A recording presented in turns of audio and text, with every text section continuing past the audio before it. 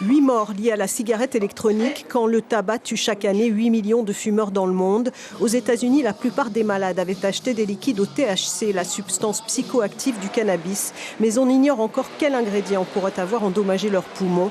Dans le doute, les pharmaciens de la place s'abstiennent de vendre ces produits. Ici, on ne vend pas de produits pour les cigarettes électroniques parce qu'on se réfère aux avis de l'AFSAPS et de l'Ordre national qui, eux, ont émis des réserves quant à l'utilisation et l'innocuité de ces produits. À Tahiti, aucune législation n'est appliquée localement. Les importateurs s'appuient sur la réglementation française contrôlée par l'Agence nationale de sécurité. Elle interdit par exemple certains produits qui sont nocifs ou en trop grande quantité. Elle va aussi interdire de vendre des flacons avec nicotine de plus de 10 millilitres.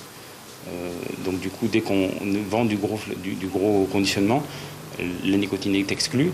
On sait qu'en se fournissant chez eux, derrière, on a une garantie qui n'est pas la même ailleurs.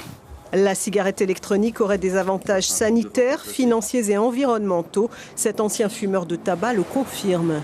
J'ai commencé au lycée la cigarette et il y a 1 an et demi, je me suis mis au vapeau. Et comment tu te sens aujourd'hui ? Moi, je trouve beaucoup mieux par rapport à la cigarette. Je pense que niveau, on a dit physiquement, moins étouffé, moins de difficultés aussi à respirer. Il faudra qu'il descende de taux de nicotine entre 3 et 4 mois, chaque taux. Donc un exemple, il va commencer à 12. Il faudra qu'il descende à 6 tous les 4 mois. À la finalité, pour se retrouver à 0, pour se sevrer complètement de la nicotine, pour qu'il n'ait plus envie de fumer. Et à la fin, se débarrasser du geste pour qu'il ne fume plus du tout. Un outil de sevrage malgré tout très surveillé, même si les scientifiques affirment aujourd'hui que la cigarette électronique est à 95% moins nocive que la cigarette dite traditionnelle.